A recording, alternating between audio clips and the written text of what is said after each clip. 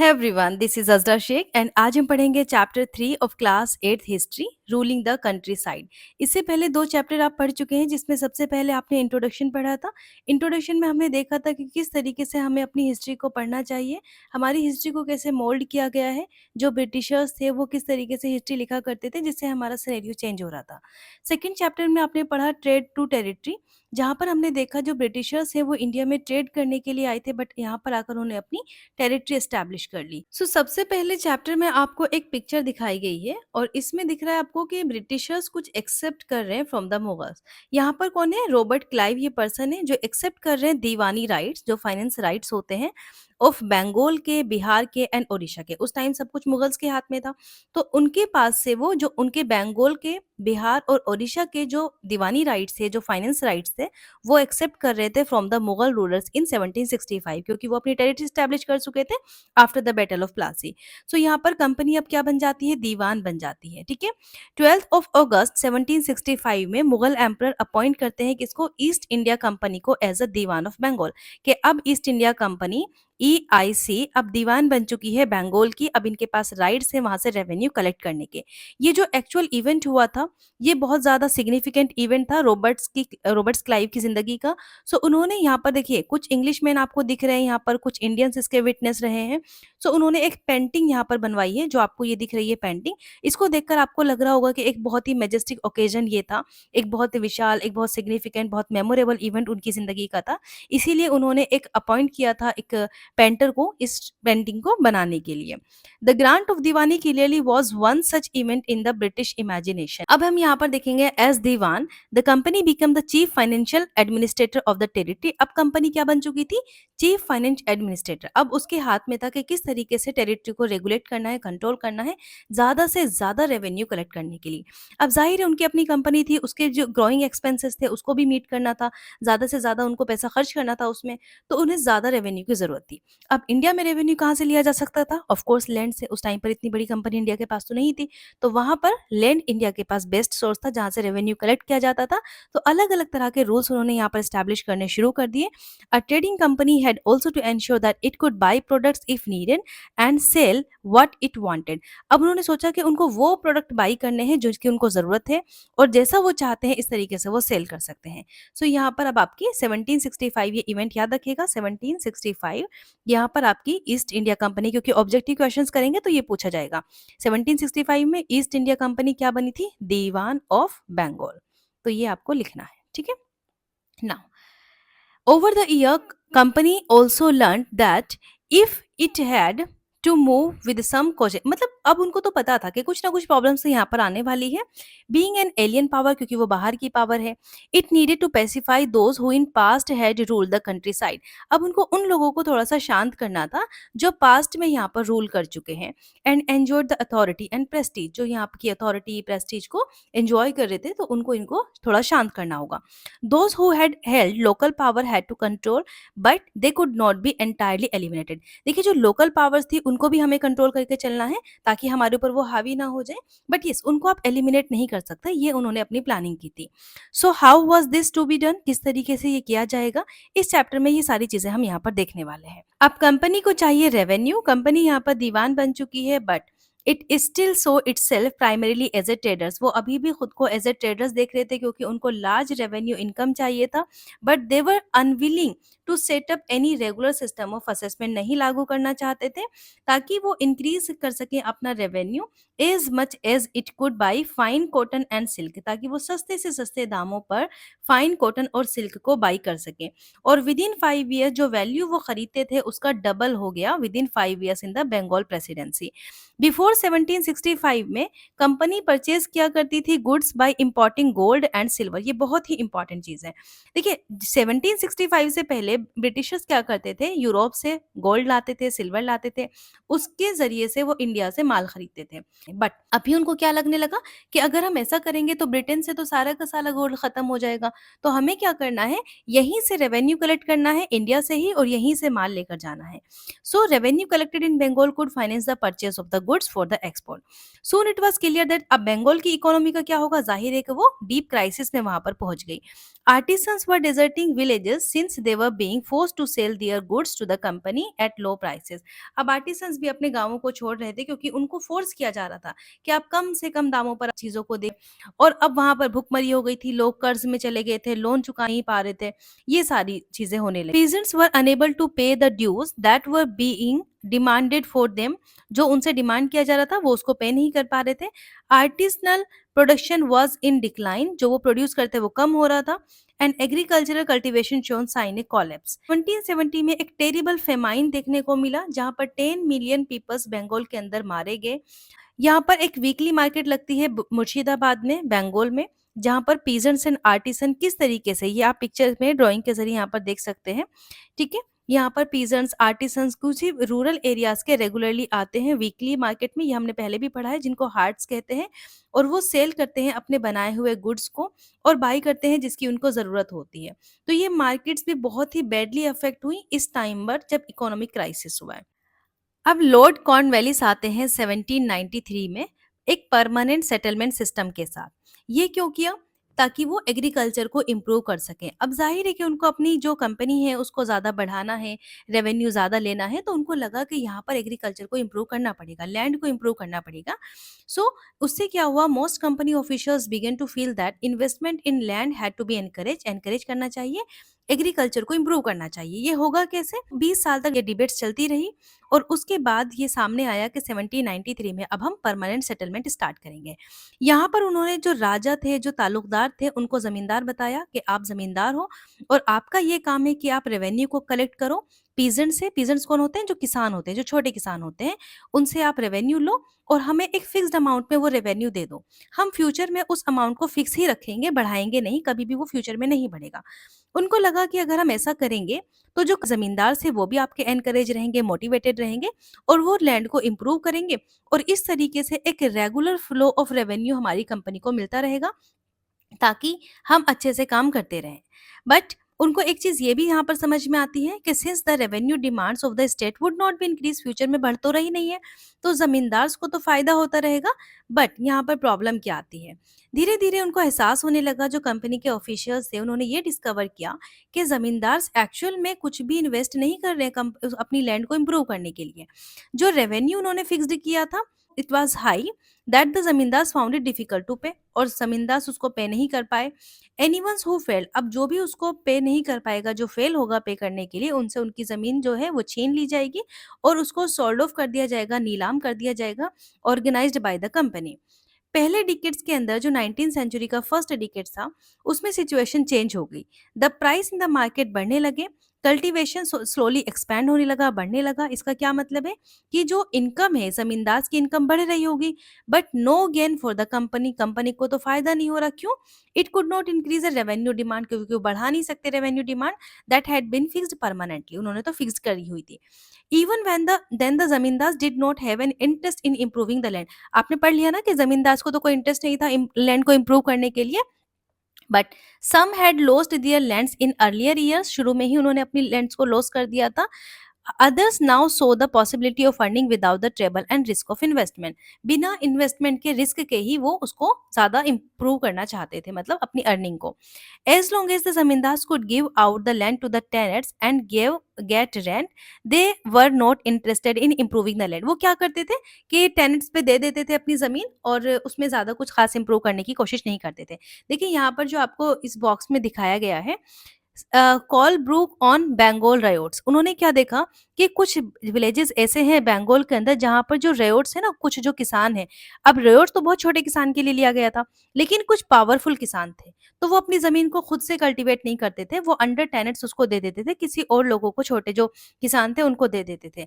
सो ऐसे में क्या हो रहा था, वो खुद जमींदार बन जा रहे थे, मतलब एक लोकल लेवल की ये कहानी चल रही थी।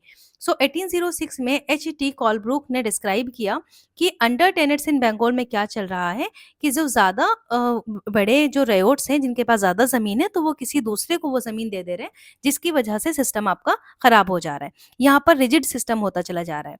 On the other hand in the village cultivators found system extremely oppressive, जो कल्टीवेटर्स हैं, जो क्रॉप्स को लगाते हैं, उनके लिए बड़ा ही ऑपरेसिव सिस्टम था। The rent he paid to the zamindar was high, जो वो जमींदार को पे कर रहे थे, यहाँ पर जो कल्टिवेटर्स थे वो जो भी जमींदार को पे कर रहे थे वो बहुत ज्यादा अमाउंट था, ठीक है, हाई अमाउंट वो पे कर रहे थे, जिसकी वजह से वो ऑपरेस थे, मतलब उनको ऑपरेस किया जा रहा था यहाँ पर, वॉज इनसेक्योर, और उनका जो ये हाई रेंट था उसकी वजह से वो अपनी जमीन को इनसेक्योर समझ रहे थे। To pay the rent he had to often take a loan from money lenders. अब अपनी जमीन को ये क्रॉप उगाने के लिए उनको जनरली क्या करना पड़ता था, मनी लेंडर्स से लोन लेना पड़ता था। When he failed to pay the rent he was evicted from the land he had cultivated. जैसे ही उसका लोन पे करने का नंबर आता था, ज्यादा अमाउंट उससे जमींदार ले जाते थे। तो ऐसे में उनके साथ क्या हो रहा था, वो जो विशियस साइकिल है पॉवर्टी की वो उनकी बढ़ती जा रही थी, वो गरीब पे गरीब हुए जा रहे थे। अब एक नया सिस्टम यहाँ पर इंट्रोड्यूस होता है जिसका नाम है महलवारी सिस्टम। पहले आप एक काम कर लीजिए, ये तीनों सिस्टम के बारे में थोड़ा थोड़ा सा समझ लेते हैं। महलवारी सिस्टम आपका स्टार्ट किया था हॉल्ट्स, इसमें नाम दिया है यहीं पर, ये रहा, हॉल्ट्स मैकेंजी ने ये सिस्टम इंट्रोड्यूस किया है, उसके साथ साथ विलियम बेंटिक भी यहाँ पर थे, विलियम बेंटिक। ये महल का मतलब होता है विलेज, देखिए यहाँ पर लिखा हुआ है इन ब्रिटिश रेवेन्यू रिकॉर्ड, महल को एक रेवेन्यू स्टेट कहते थे, विच में भी एक विलेज हो सकता है या ग्रुप ऑफ विलेज हो सकता है। सो महल को आप एज ए विलेज यहाँ पर याद रखेंगे, ठीक है। ये लागू कहाँ पर हुआ था, ये लागू हुआ था नॉर्थ वेस्ट में, ठीक है, नॉर्थ वेस्ट प्रोविंस में लागू हुआ था, जिसमें स्पेशली कौन कौन से स्टेट आते हैं, यूपी, पंजाब, उस टाइम पर यूपी बहुत बड़ा स्टेट था, यूपी, पंजाब एंड मध्य प्रदेश, ठीक है। यहाँ पर कहा क्या गया था कि जो विलेजर्स हैं वो कलेक्टिवली एज ए ग्रुप, वो खुद उनका हेडमैन, पूरा विलेज के लोग हैं यहाँ पर, उसमें एक हेडमैन होगा।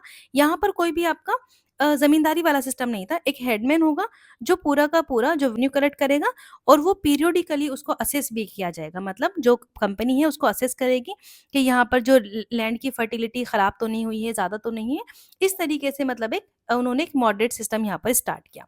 So by the early 19th century, many of the company officials were convicted that the system of revenue had to be changed. अब उनको रेवेन्यू का सिस्टम चेंज हो जाना चाहिए। How could revenue be fixed permanently at a time when the company needed more money to meet its expenses of administration and trade? अब इन क्यों इन्होंने ऐसा किया, बेसिकली वो तो अपना ही फायदा चाहते थे, उनको लगा कि हाँ कैसे कंपनी एक फिक्स्ड अमाउंट सेट कर सकती है, क्योंकि कंपनी को तो कभी ज्यादा जरूरत भी हो सकती है पैसों की अपने एक्सपेंसेस को मीट करने के लिए। सो नॉर्थ वेस्ट प्रोविंस में, जो बंगाल के नॉर्थ वेस्ट प्रोविंस थे, मोस्टली उत्तर प्रदेश उसमें आ रहा है, तो यहाँ पर एक इंग्लिश मैन जिनका नाम है हॉल्स मैकेंजी, उन्होंने डिवाइस किया एक नया सिस्टम जो 1822 में इफेक्ट में आया। He felt that village was an important social institution. Village को एक सोशल इंस्टीट्यूशन कहते हैं, क्योंकि वहाँ पर अलग अलग कम्युनिटी के लोग एक साथ जुड़े हुए होते हैं एक सोशल रिस्पॉन्सिबिलिटी के साथ, तो वो एक सोशल इंस्टीट्यूशन है नॉर्थ इंडियन सोसाइटी में, और उनको प्रिजर्व करना भी हमारी जिम्मेदारी है। Under his direction collectors went from the village to village, मतलब विलेज से विलेज में वो उन्होंने सर्वे किया, इंस्पेक्टिंग द लैंड को देखा, फील्ड को मीजर किया, कस्टम्स को वहां पर rights of the different groups उनको रिकॉर्ड कर लिया। The estimated revenue of the each plot within a village was add up to calculate the revenue that each village, जिसको हम यहाँ पर महल कह रहे हैं, हैड टू पे। अब उन्होंने पूरा लिखे, देखो इस गांव के अंदर इतनी लैंड है, इस गांव में इतनी है, इस गांव में इतनी लैंड है, यहाँ पर सारा उन्होंने ये एस्टिमेट रख लिया और हिसाब लगाया कि वहां पर कितना रेवेन्यू पर विलेज से आ सकता है। This demand was to be revise periodically, ये बार बार रिवाइज होगा, ये परमानेंट नहीं है, ठीक है, यहाँ पर अब ये परमानेंट नहीं है Mahalwari system. The company the charge of the collecting revenue and paying it to be the company was given to the village headman को दे दिया, रादर देन द जमींदार। देखिए यहाँ पर जमींदार नहीं है, इसको ध्यान रखना है महलवारी सिस्टम में। This system came to be known as Mahalwari settlement system. Next यहाँ पर आते हैं मुनरो सिस्टम। मुनरो सिस्टम में क्या था, ब्रिटिश टेरिटरीज इन साउथ, जो मुनरो सिस्टम है वो आपका साउथ में लगा था। There was a similar move away from the idea of permanent settlement. पहले आपका परमानेंट सेटलमेंट सिस्टम आया 1793 में, ठीक है, उसके बाद आपका आता है रयोतवारी सिस्टम। रयोतवारी सिस्टम को मुनरो सिस्टम भी कहते हैं, ठीक है, मुनरो सिस्टम आपका आता है 1820 में, और इसके बाद जब ये वाला सिस्टम भी फेल हो जाता है तब एक मॉडरेट लेवल का सिस्टम आता है, दैट इज महलवारी सिस्टम। तो ये महलवारी सिस्टम हम ऑलरेडी पढ़ चुके हैं, जो आपका 1822 में दिया हुआ है। नेक्स्ट यहाँ पर देखते हैं ब्रिटिश टेरिटरीज जो साउथ इंडिया में है, बेसिकली कौन कौन से स्टेट यहाँ पर आते हैं, मद्रास, ठीक है, जिसको हम चेन्नई कहते हैं, ये मुनरो सिस्टम की बात चल रही है। और उसके बाद यहाँ पर आता है आपका साउथ इंडिया में मद्रास एंड बॉम्बे, यस, बॉम्बे जिसको मुंबई कहते हैं। तो ये 2 सिस्टम मतलब 2 जगह वहाँ पर थी साउथ इंडिया की। So British territories in south there was a similar move away from the idea of permanent settlement. नया सिस्टम डिवाइस किया गया जिसको कहते हैं रयोतवारी सिस्टम या फिर Munro system. It tried on a small scale by Captain Alexander Read. इनका नाम याद रखना, अलेक्जेंडर रीड, ठीक है। थॉमस मुनरो तो यहाँ पर है ही, उनके साथ कैप्टन रीड या captain Alexander read. In some of the areas that were taken over by the company after the wars with Tipu Sultan की वॉर के बाद, subsequently developed by Thomas Monro, this system gradually extended all over the South India। तो उस time पर south India में जो आज हम चेन्नई देख रहे हैं वो छोटा है, उस टाइम पर मद्रास और ये आपका बॉम्बे वाला रीजन पूरा साउथ इंडिया को कवर कर रहा था। तो 2 नाम यहाँ पर आपको दिए गए हैं, एक है कैप्टन अलेक्जेंडर रीड, इससे एसोसिएटेड नाम है, और दूसरा है थॉमस मुनरो, ठीक है, ये नाम याद रखने हैं। रीड एंड मुनरो इन दोनों ने फेल्ट किया। In south there were no traditional zamindar, कोई ट्रेडिशनल जमींदार वहां पर नहीं है। The settlement they argued had to be made directly with the cultivators, directly हम कल्टीवेटर से यहाँ पर रेवेन्यू लेंगे। Who had tilled the land for generation, this field had to be carefully and separately surveyed before the revenue assessment was done. ये system लगाने से पहले उन्होंने पूरे जमीन को वहां पर असेस किया, और उन्होंने वहां पर कहा कि जो रयोट्स हैं, मतलब जो फार्मर्स हैं, फार्मर्स को यहाँ पर रयोट कहा जाता है, फार्मर्स हैं वो खुद से यहाँ पर हमें टैक्स पे करेंगे, ठीक है। Munro thought that the British should act as a paternal father figures protecting the ryots under their charge. तो ये सिस्टम था। All was not well. अब यहाँ प्रॉब्लम क्या आती है, ये जब आपका परमानेंट सिस्टम फेल हुआ था तो उसके बाद रयोतवारी सिस्टम आया था, ठीक है। यहाँ पर कोई जमींदार नहीं था रयोतवारी सिस्टम में, जिसको मुनरो सिस्टम कहते हैं। लेकिन यहाँ पर जो किसान थे, जो रयोट्स थे, उनके ऊपर एक कर्ज आ जाता है। वो कैसे आता है? Within a few years after the new system was imposed, it was clear that all was not well with them. सब कुछ उनके साथ अच्छा नहीं हो रहा था। Driven by the desire to increase the income, जो ब्रिटिशर्स की डिजायर थी पैसा ज्यादा से ज्यादा बढ़ाने की from the land, revenue officials fixed too high a revenue demand. क्योंकि उन्होंने तो यहाँ पर कहा था कि वो बढ़ाते रहेंगे, उसको चेंज करते रहेंगे, तो वो बढ़ाते चले जा रहे थे। पीजर्स वर अनेबल टू पे नहीं कर पा रहे थे। Riots fled the country side, उन्होंने तो छोड़ दिया उसको, भाग गए वहां से। विलेजेस बिकम डेजर्टेड, मतलब वो खाली हो गया, बहुत सारे रीजन वहां पर खाली हो गए। ऑप्टिमिस्टिक ऑफिशियल, जो ज्यादा ही पॉजिटिव सोच रखने वाले ऑफिशियल्स थे, उन्होंने ये इमेजिन किया कि नया सिस्टम भी हम इस चीज को ट्रांसफॉर्म कर सकता है, पीजेंट्स की सिचुएशन को सही कर सकता है into rich enterprising farmers, but this did not happen. तो ऐसा लेकिन हुआ नहीं। अब ब्रिटिशर्स यहाँ पर रियलाइज करने लगे कि country side could not only yield revenue, सिर्फ रेवेन्यू ही नहीं बल्कि हम क्रॉप्स भी यहाँ पर लगवा सकते हैं, जो हमारी जरूरत की क्रॉप्स है वो हम इंडियन से यहाँ पर लगवा सकते हैं। So by the late 18th century, company trying its best to expand the cultivation of opium and indigo, इनका हम कल्टीवेशन बढ़ाएंगे इंडिया के अंदर। In the country century and a half that followed, British persuaded, उन्होंने Indians को persuade किया, force किया कि आप अलग अलग पार्ट्स में इंडिया के अलग अलग क्रॉप्स लगाओ जिनकी हमें जरूरत है। जैसे यहाँ पर उन्होंने कहा कि बंगाल के अंदर आपको जूट लगाना है, असम में टी लगाना है, शुगर कैन लगाना है यूनाइटेड प्रोविंस में जो आज के टाइम में उत्तर प्रदेश है, व्हीट लगाना है पंजाब में, कॉटन महाराष्ट्र एंड पंजाब में, और राइस मद्रास में। ये लिस्ट बना के दे दी कि ये आपको करना है। इसके लिए उन्होंने क्या किया, क्या ऐसे ही फार्मर्स इसको कर लेते? नहीं, उनको फोर्स किया, परसुएड किया। इसके लिए उन्होंने कॉन्ट्रैक्ट फार्मिंग की कि हमें इतना अमाउंट में चाहिए ही चाहिए, ठीक है। कॉन्ट्रैक्ट फार्मिंग लेकर आए। फोर्स्ड कल्टीवेशन तो आपने समझ ही लिया कि उन्होंने फोर्स्ड कल्टीवेशन यहाँ पर किया, और फिक्स्ड प्राइस सिस्टम रखा, ठीक है। फिक्स्ड प्राइस सिस्टम यहाँ पर इंट्रोड्यूस किया। So how was this done, ये कैसे हुआ? British used a variety of methods to expand the cultivation of crops, जो उनको जरूरत थी, अलग अलग तरीके से। अब यहाँ पर कुछ ना आपको चीजें दिखाई गई, जैसे फिगर 5 में एक कलमकारी प्रिंट है, जो कहाँ का है? ये कलमकारी प्रिंट बहुत ही ज्यादा फेमस है आंध्र प्रदेश का, ठीक है। तो यहाँ पर figure 5 and 6 two images of cotton print. पहली वाली जो लेफ्ट में है कलमकारी, ये आंध्र प्रदेश का वीवर्स वहां पर इसको बनाया करते थे। और जो राइट साइड में ये फ्लोरल कॉटन प्रिंट है, ये वाला जो आपका प्रिंट है, ये ब्रिटिश से रिलेटेड है, जो विलियम मॉरिस प्रोड्यूस करते थे, फेमस पॉइट थे एंड आर्टिस्ट थे 19th सेंचुरी के, ब्रिटेन के, ठीक है। ये इंडिया का नहीं, ब्रिटेन के, Morris cotton print. This is one of the thing, ये कौन सी कॉमन चीजें हैं यहाँ पर, इन दोनों में एक हमारी इंडियन डाई को यूज किया गया है।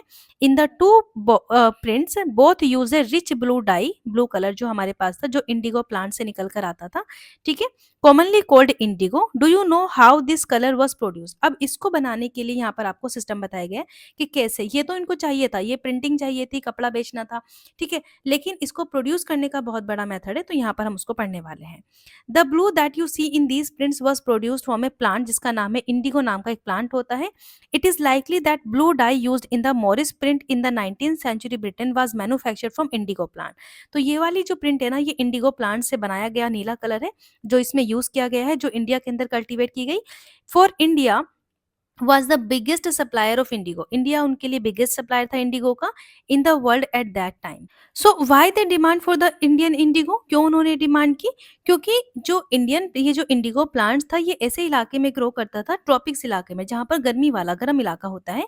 By the 13th century Indian indigo was being used by the cloth manufactured in the Italy, France, Britain to dye cloth. So 13th century से ये सिलसिला चलता आ रहा है कि इंडियन इंडिगो को वो यूज करा करते थे। ऐसा नहीं यहाँ पर आने के बाद जो 17 18 सेंचुरी की हम बात कर रहे हैं उसमें, उससे पहले से ही 13th सेंचुरी से हम एक्सपोर्ट करते थे, लेकिन कम अमाउंट में।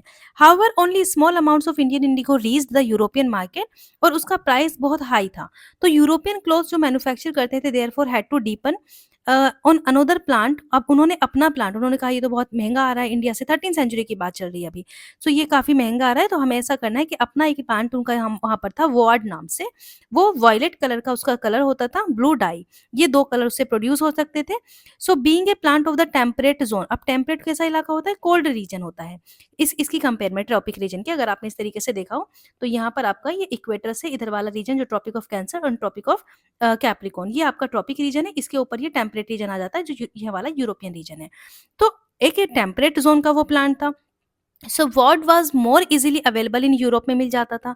It was grown in the northern Italy, south southern France and part of the Germany and Britain. Worried by the competition इतना ज्यादा हो गया था इंडिगो से, what producers in the Europe pressurised their governments to ban the import of indigo. जैसे होता है ना कि किसी भी कंट्री के अंदर जो लोकल प्रोड्यूसर्स होते हैं, अब वो वर्ल्ड का प्रोड्यूस कर रहे थे जर्मन उसके अंदर, यूरोप के अंदर, तो वो अपनी गवर्नमेंट को प्रेशराइज करने लगे कि आप बाहर से इंडिया का इम्पोर्ट जो है इंडिगो का, वो खत्म कर दीजिए। Cloth dyers however preferred indigo as a dye, लेकिन जो क्लॉथ डायर्स थे उनको तो इंडियन इंडिगो ज्यादा पसंद आती थी, वो ब्लू ज्यादा अच्छे स्ट्रॉन्ग कलर था, वो ट्रॉपिक रीजन में ग्रो हो रही थी। तो indigo produce a rich blue colour, बहुत डार्क ब्लू कलर का होता था। However the dye from the woad was pale, वो थोड़ा सा लाइट था, डल कलर था, जो वॉर्ड से प्रोड्यूस हो रहा था।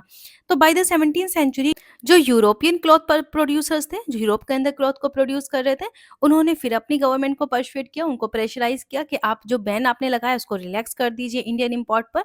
The French began cultivating indigo, अब फ्रेंच कल्टिवेट करने लगे इंडिगो को in Saint Domingo in Caribbean island, उनकी एक जगह है कैरिबन आइलैंड, वहां पर उन्होंने उसको ग्रो करना शुरू किया।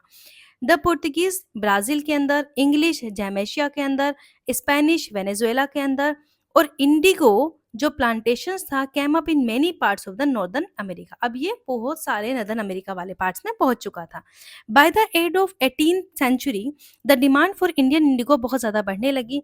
Britain begin to industrialise and its cotton production, वो इंडस्ट्रियलाइजेशन वाला पीरियड है, तो वहां पर कॉटन का प्रोडक्शन अब मशीन से होने लगा, तो ज्यादा डिमांड बढ़ गई, वो एक्सपैंड कर गया dramatically, creating an enormous new demand for the cloth dye. While the demand for indigo increase, existing supply जो थी वेस्ट इंडीज में वो बहुत कम थी, अमेरिका में वो सप्लाई कोलैप्स हो गई थी वेराइटी ऑफ रीजन की वजह से। बिटवीन 1783 1789 में जो प्रोडक्शन है इंडिगो का वर्ल्ड में वो गिरने लगा। क्लॉथ डायर्स जो थे, जो डाई करते थे क्लॉथ पर ब्रिटेन के अंदर, now desperately looked for the new source, अब उनको चाहिए था कोई नया सोर्स मिल जाए ऑफ इंडिगो सप्लाई का। अब वो ये सप्लाई उनको कहाँ से मिलती, तो वो वापस से इंडिया की तरफ अपना चेहरा घुमाते हैं और कहते हैं कि यहाँ से अब हम ग्रो करवाएंगे इंडिया के अंदर। Faced with the rising demand for the indigo in Europe, इतनी ज्यादा बढ़ती हुई डिमांड को देखकर कंपनी ने कहा कि चलो ठीक है, अब हम क्या करते हैं, नया एरिया यहाँ पर देखते हैं under the indigo cultivation. From the last decades of the 18th century indigo cultivation Bengal के अंदर एक्सपैंड हुआ rapidly, and Bengal indigo came to dominate the world market. वो इतना ज़्यादा अच्छा इंडिगो था, पूरी डोमिनेट कर दिया उसने वर्ल्ड मार्केट को। 1788 में सिर्फ 30% इंडिगो इम्पोर्ट होता था into Britain was from India, लेकिन 1810 में ये जो प्रोपोर्शन था ये 95% पहुंच गया। अब आप देखिए कितना प्रोपोर्शन इंक्रीज हुआ है। As the indigo trade grow करने लगी, कमर्शियल एजेंट्स जो थे, ऑफिशियल्स थे कंपनी के, they began investing in the India production. जो यहाँ पर आ रहे थे, जो कमर्शियल एजेंट्स थे, जो अपना काम इंडिया के अंदर आकर करते थे इंडिपेंडेंटली, उन्होंने इंडिगो के प्रोडक्शन में इन्वेस्ट करना ज्यादा शुरू कर दिया। ओवर द ईयर जो मैनी बड़ी बड़ी कंपनीज थी, ऑफिशियल्स लेफ्ट दियर जॉब्स, उन्होंने अपनी जॉब छोड़ दी और वो इंडिगो के बिजनेस में लग गए। Attracted by the prospects of the high profit, ज्यादा प्रॉफिट उससे हो रहा था, तो numerous Scotsman and English man came to India के अंदर आए और वो यहाँ पर प्लांटर्स बन गए। यहाँ पर आकर खेती करने लगे, प्लांटिंग करने लगे, क्योंकि उससे इतना ज्यादा फायदा हो रहा था। Those who had no money, जिनके पास पैसे नहीं थे, वो इंडिगो को प्रोड्यूस करने के लिए कुड गेट लोन्स लेते थे कंपनी से एंड बैंक से, were coming up at the time. देखिए यहाँ पर एक पिक्चर देख लेते हैं। यहाँ पर एक रिवोल्ट आपको नजर आ रहा है, इसमें थोड़ा समझते हैं क्या है। ये रिवोल्ट स्लेव रिवोल्ट है जो 1791 में हुआ था। बेसिकली फ्रेंच की एक टेरिटरी थी जो कैरिबियन आइलैंड में इनकी अपनी एक कॉलोनी थी, French colony, Saint Domingo colony थी। यहाँ पर अफ्रीकन स्लेव्स काम करते थे, प्लांटेशंस करते थे इंडिगो का और शुगर का। ठीक है, तो 1791 में उनमें रेबल हुआ और उन्होंने जितने भी प्लांटेशन थे उनको बर्न कर दिया और जो रिच प्लांटर्स थे उनको किल कर दिया। अब यहाँ पर इसके क्या सिग्निफिकेंस इवेंट हुआ कि यहाँ पर एबॉलिश कर दिया गया स्लेवरी को। अब इससे क्या हो रहा है कि स्लेवरी तो एबॉलिश हो गई, बट जो इंडिगो का प्लांटेशन था वो कोलैप्स हो गया। अब फिर से इंडिया के अंदर उसकी डिमांड बढ़ने वाली। अब इंडिगो का कल्टीवेशन कैसे होना है? इंडिया के अंदर दो मेन सिस्टम थे इंडिगो कल्टीवेशन के, एक था निजी सिस्टम और एक था रयोती सिस्टम।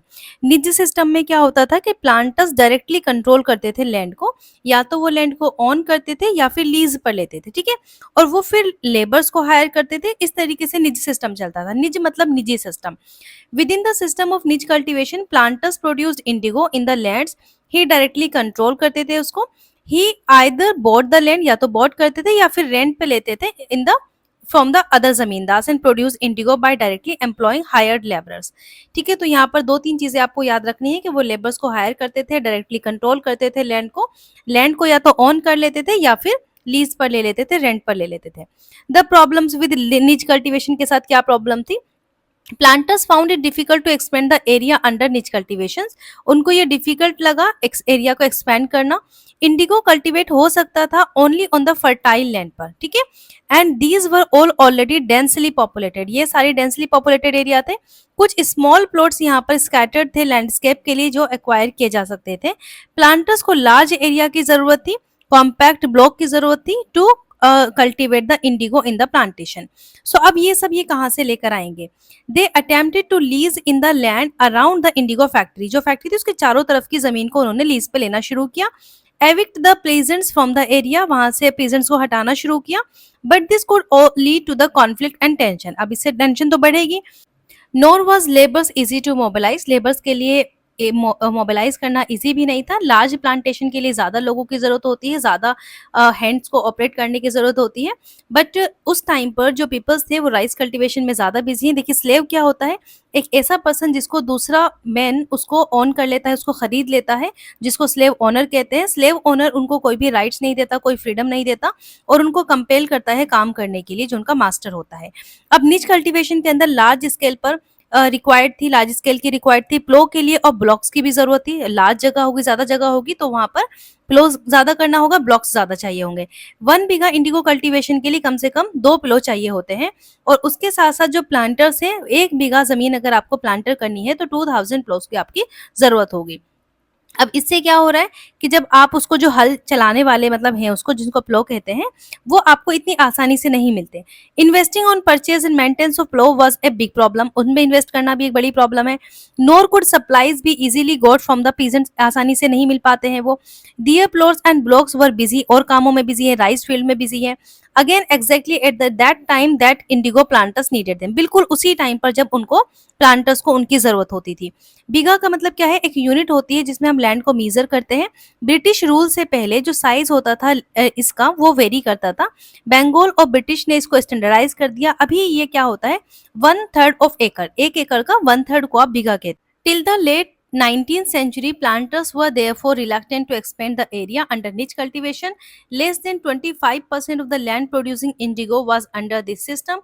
ये rent was under the alternate mode of cultivation जिसको रयोती सिस्टम कहते हैं. अब ये सिस्टम फेल क्यों हो गया? इसके अलावा दूसरा ऑल्टरनेट सिस्टम रयोती सिस्टम क्यों आया? इसके काफी सारे रीजन थे. एक रीजन ये था कि वहां पर लेबर मिलना मुश्किल हो रहा था, लेबर नहीं मिल पा रही थी, बहुत ज्यादा हल की जरूरत थी जिसको प्लो कह रहे हैं. अब इतने ज्यादा प्लो भी अवेलेबल नहीं थे. बेल की भी ज़रूरत थी जिनको आपने यहाँ पर ब्लॉक्स कहा है, ब्लॉक्स भी इतने ज़्यादा नहीं थे क्योंकि ब्लॉक्स आपके राइस कल्टीवेशन के लिए भी थे. और दूसरी चीज़ आती है यहाँ पर किसान अपनी ज़मीन नहीं दे रहे थे. तो ये सारी सिचुएशन की वजह से इस सिस्टम का एंड होना पड़ा. नेक्स्ट यहाँ पर आते हैं indigo on the land of ryots. अब रियोट्स की ज़मीन पर जो इंडिगो है उसको किस तरीके से उगाया जा रहा है. अंडर द रयोती सिस्टम में क्या होता है, planters force to ryots to sign a contract. अब यहाँ पर ना रयोती सिस्टम में प्लांटर्स एक कॉन्ट्रैक्ट, ये रयोतवारी नहीं है, ये दूसरा रयोत सिस्टम है जो इंडिगो के लिए है. तो यहाँ पर ये कॉन्ट्रैक्ट साइन करेंगे जिसको सत्ता कहेंगे. तो आपसे ऑब्जेक्टिव क्वेश्चन में पूछा जाएगा कि किस सिस्टम के अंदर एक कॉन्ट्रैक्ट साइन किया गया, एक एग्रीमेंट साइन किया गया विद द रयोट्स टू, मतलब फोर्सफुली एक कॉन्ट्रैक्ट साइन किया गया है. इस टाइम पर उनको प्रेशराइज किया जा रहा है विलेज के हेडमैन को to sign a contract sign करो on the behalf of ryots के बिहाफ पर. Those who sign the contract got cash advance, advance में कैश मिलेगा अगर आप ये साइन करोगे तो, from the planters at low rates of interest, और कम रेट ऑफ इंटरेस्ट होगी उसकी इंडिगो को प्रोड्यूस करने की. But the loan committed the ryots to cultivating indigo on a lease 25% of the area, सिर्फ 25% एरिया पे under his holding. The planters provided the seed and drill, सारी चीजें उन्होंने प्रोवाइड करी.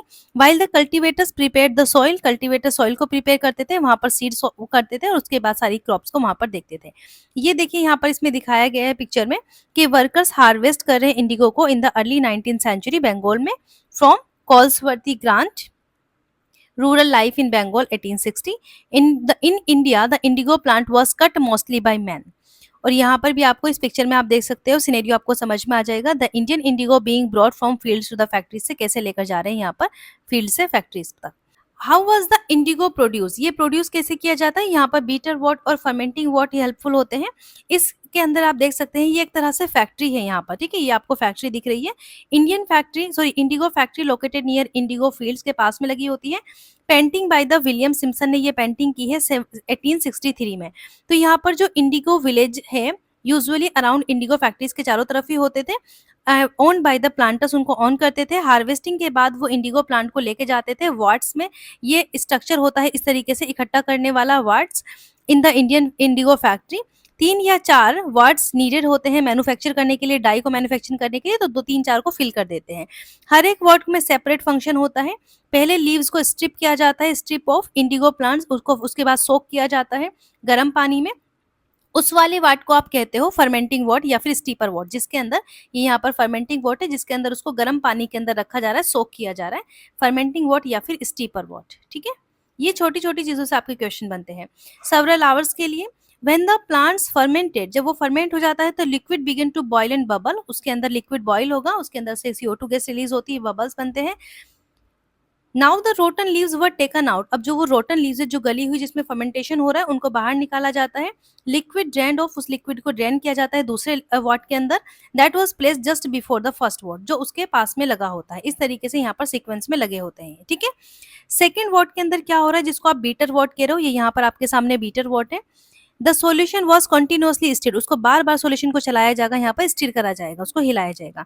बीटन विद पेडल्स के साथ, जब लिक्विड्स ग्रेजुअली ग्रीन होने लगेगा उसके बाद ब्लू हो जाएगा, उसके बाद उसको दूसरे वॉट के अंदर ऐड कर देंगे. ग्रेजुअली इंडिगो आपकी सेपरेट हो जाएगी फ्लास्क के अंदर, उनको फ्लैक्स के अंदर रख लेंगे.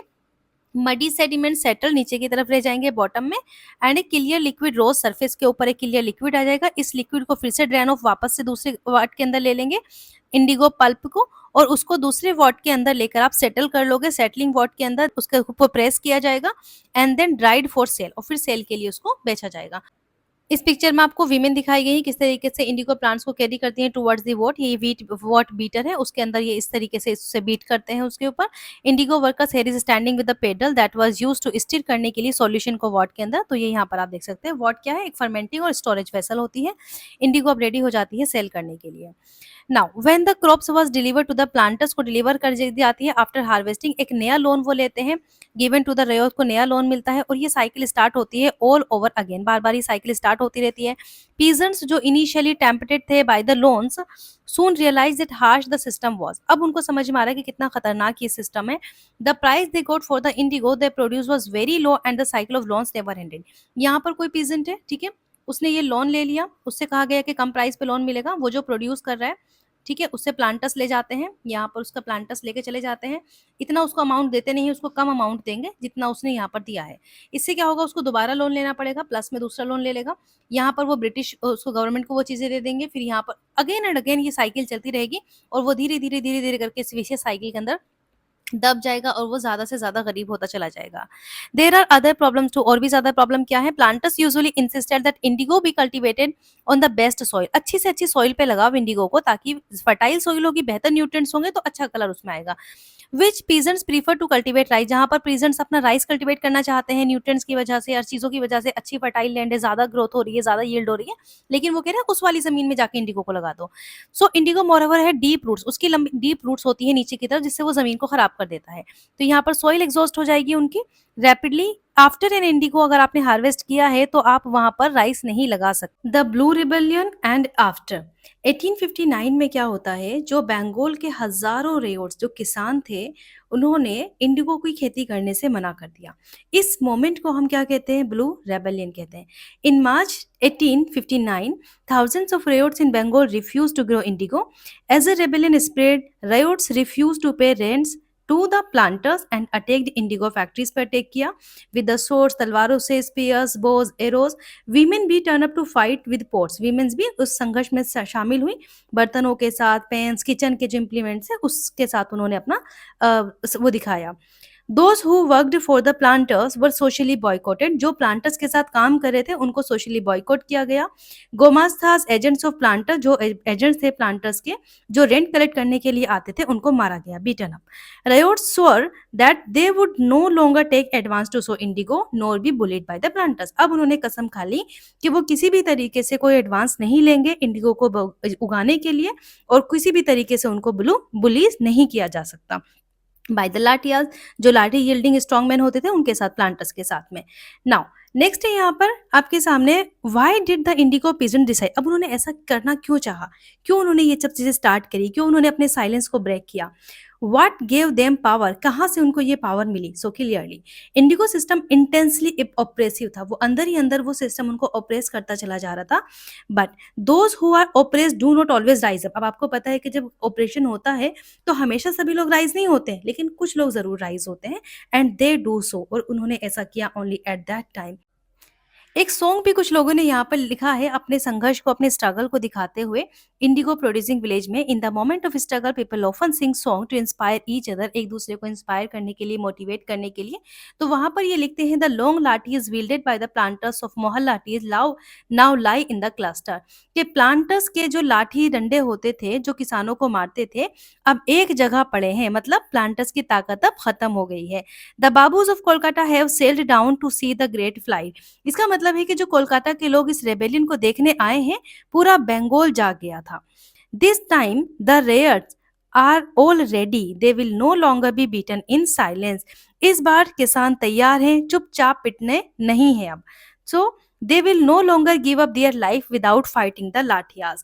अब वो अपनी जिंदगी, अब किसानों के हाथों जो लाठी वाले जो लोग गुंडे होते थे, वो उनसे लड़कर अपना हक लेंगे, अपनी जिंदगी को इस तरह से कुर्बान नहीं होने देंगे। सो ये कुछ था इन सब के बारे में। लास्ट में क्या होता है, 1859 में इंडिगो ये सब हो गया। The Indigo pageants also imagine the British government would support them, कि अब ब्रिटिश गवर्नमेंट उनको सपोर्ट करेगी आफ्टर द रिवोल्ट 1857 में, जो सेपोनी म्यूटिनी हुई थी, जिसको फर्स्ट वॉर ऑफ इंडिपेंडेंस कहते हैं। British government was particularly worried, वो वरीड थी कि कहीं इनके हाथ से पावर ना छिन जाए। तो उन्होंने when the news spread and simmering revolt in the indigo in district, जो लेफ्टिनेंट गवर्नर थे उन्होंने टूर किया उस रीजन का विंटर्स 1859 में, और उसके बाद गवर्नमेंट ने एक साइन किया, उनके लिए सिंपैथी दिखाई। वैन इन बारासत, जो मजिस्ट्रेट है Ashley Eden, issued a notice, उन्होंने इशू किया कि ryots would not be compelled to accept indigo contract, अब उनके साथ कोई सा भी इंडिगो कॉन्ट्रैक्ट साइन नहीं किया जाएगा। इवन दो जो क्वीन विक्टोरिया थी उन्होंने भी डिक्लेयर किया कि इंडिगो नीड नॉट बी सोन, अब नहीं बोना जाना चाहिए, मतलब अब उसकी खेती नहीं होगी यहाँ पर। Eden was trying to placate the peasants and control an explosive situation, but this action was read as support for the rebellion. ये जो रेबेलियन स्प्रेड हुआ था, जो इंटेलेक्चुअल्स थे कलकत्ता के, उन्होंने इसके बारे में लिखा। They wrote the misery of the ryots, the tyranny of the planters and the horror of the indigo system. सारी कहानी इसमें लिखी हुई है। Worried by the rebellion, government brought up in the military to protect the planters from assault and set up the indigo commission. तो indigo commission कब setup हुआ था? 1859 में। ये ईयर आपको याद रखना है, 1859। ये क्वेश्चन आपसे पूछा जाता है। The commission held the planters guilty, उन्होंने प्लांटर्स को गिल्टी ठहराया वहाँ पर। उनके जो फोर्सफुली वो काम करवा रहे थे, कोर्सिव मतलब ज़बरदस्ती उनसे वो कराया जा रहा था, उसको क्रिटिसाइज़ किया। और उन्होंने ये डिक्लेयर किया कि इंडिगो का जो प्रोडक्शन है वाज़ नॉट प्रॉफिटेबल फॉर रयोट्स, जो छोटे किसान थे उनके लिए अब ये प्रॉफिटेबल नहीं था। So commission asked the ryots to fulfil their existing contract, जो उन्होंने एक्जिस्टिंग कॉन्ट्रैक्ट लिया हुआ है उसको फुलफिल करिए, उसके बाद से आप फ्यूचर में उसका कोई भी कॉन्ट्रैक्ट नहीं लेंगे। सो इस तरह से कुछ लोगों की कहानी भी लिखी हुई है। देखिए यहाँ पर कितना इमोशनल स्टेटमेंट है। I would rather beg than sow Indigo.